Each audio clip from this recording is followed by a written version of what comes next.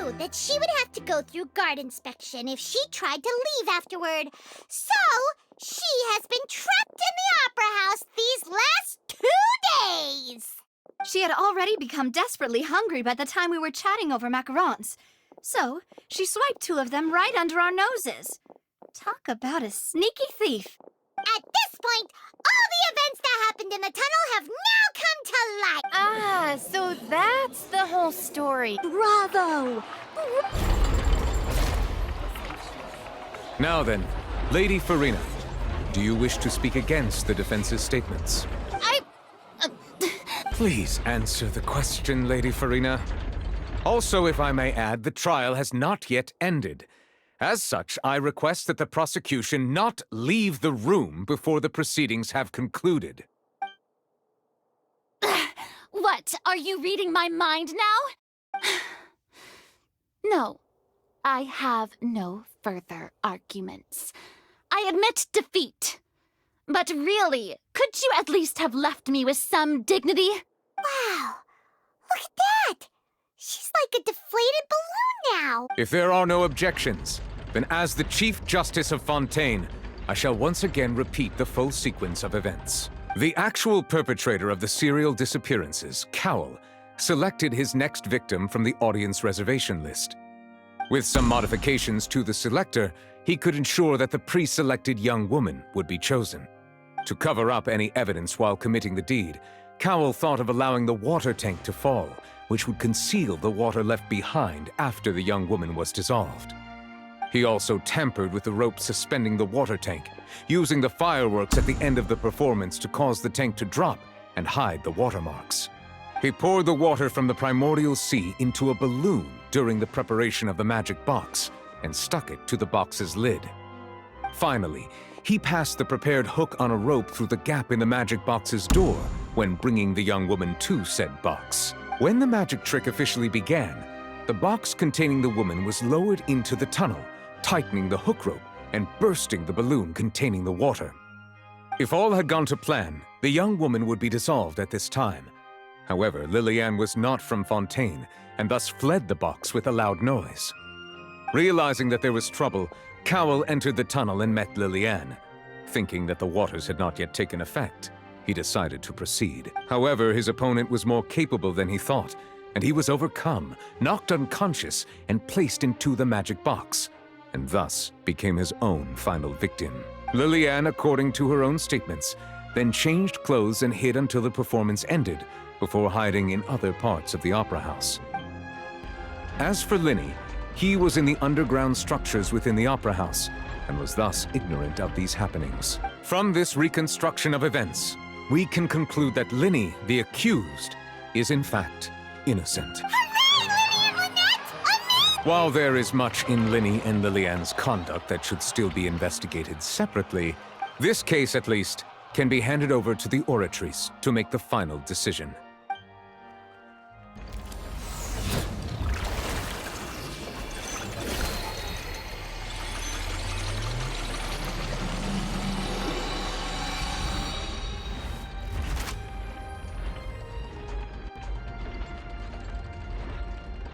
As such, Linny and Lynette are officially declared not guilty. Victory for Ace Detective Paimon! Great work, partners. Thank you all. Thank you so much. Next, I think we deserve an explanation, Guard Vaughn. How did you find the water from the primordial sea in Linny's baggage? Right! Your discovery caused me to make a serious mistake, you know. Or was that not a discovery, but false evidence that you dared to bring before this court? I suspect that the accomplice mentioned in Cowell's notes was not Linny, but you, yes? I'm sure you know what you must do to lessen your sentence. Speak quickly! Unless you want to earn yourself a one-way ticket to Coupon Town. I was just following orders. We were supposed to place blame for the serial disappearances onto Linny, and thus cause suspicion to fall on the Fatui. The higher-ups said this was the best opportunity to do so. And now that your plan has fallen through, and the secrets of the water have been revealed, You have become a liability to said higher-ups, yes? Therefore, you would be wise to tell everything you know and seek the protection of the guards. Yes, I'll tell you everything I know. Our boss discovered that the water can cause people to dissolve. It can also be made into a potion, which when extremely diluted, can cause people to experience unforgettable exhilaration. We've been in this business for a while now, and have made decent more off it. The disappearances were also the boss's idea. I mean, this is the boss we're talking about. The...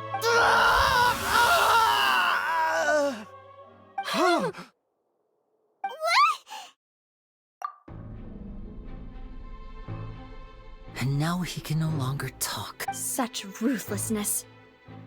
I shouldn't have expected any less of them. An outrageous act. All present, please submit to inspection immediately.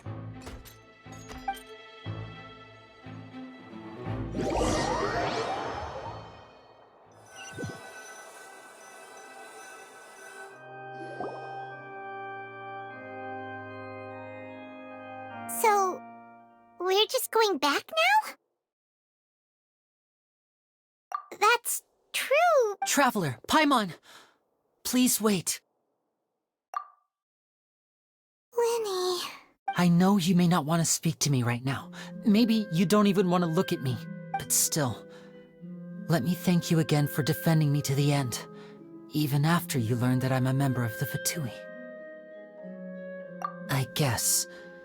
But regardless, I'd like the opportunity to set things straight. I didn't approach you with any ulterior motives or ill intent. I've spoken to you as myself, just plain Linny this entire time. As for why I'm a Fatus, it's because the goals of the House of the Hearth align with those of an orphan like me. That's all.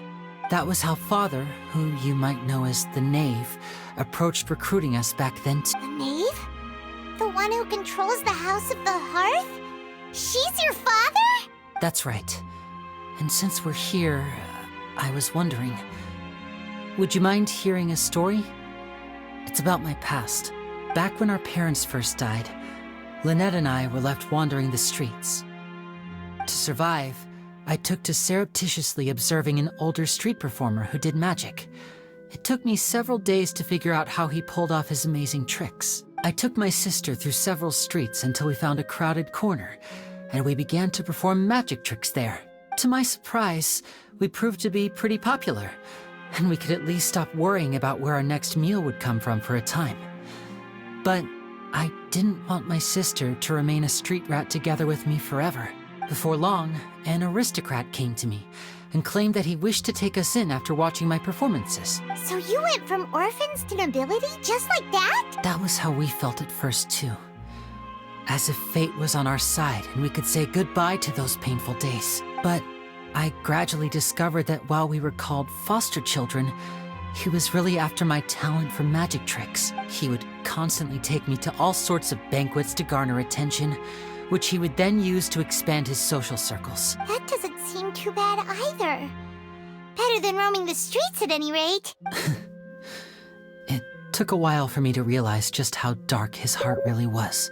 After one particular performance at a banquet, I discovered that Lynette was not on the same return vehicle as me. I waited a long time after we returned home, but she did not come back.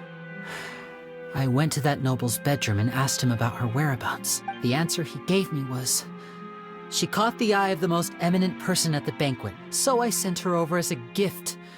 I mean, you'll be able to perform your magic regardless of who your assistant is, yes? Oh no. So but wouldn't Fontaine's laws deal with such people? As far as outsiders are concerned, this is a relationship akin to adoption or foster care, and they have their ways of escaping the eye of the law. I managed to ferret out the location of the mansion of that so-called eminent person and hurried through the night. But by the time I leaped over the walls, avoided the guards, and made my way in, all I saw was the moonlit ground covered in blood, and the knave standing there in the darkness. So, she'd already taken care of that guy. That's right. She had rescued my sister before she could come to any harm, and had even discovered several girls hidden in a basement, all of them orphans. Father, I mean, the knave, might have seen something in me, and so she made me an offer. The House of the Hearth welcomes you, for your interests align with ours. Here, none will ever betray you. Indeed, betrayal shall never be permitted here.